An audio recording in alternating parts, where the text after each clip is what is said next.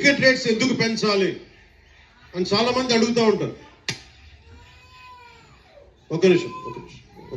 Thank you. Cinema రేట్లు ఎందుకు పెంచాలని అడుగుతారు. ఈ రోజున సినిమా రేట్లు పెంచాలి అంటే it's a purely demand and supply.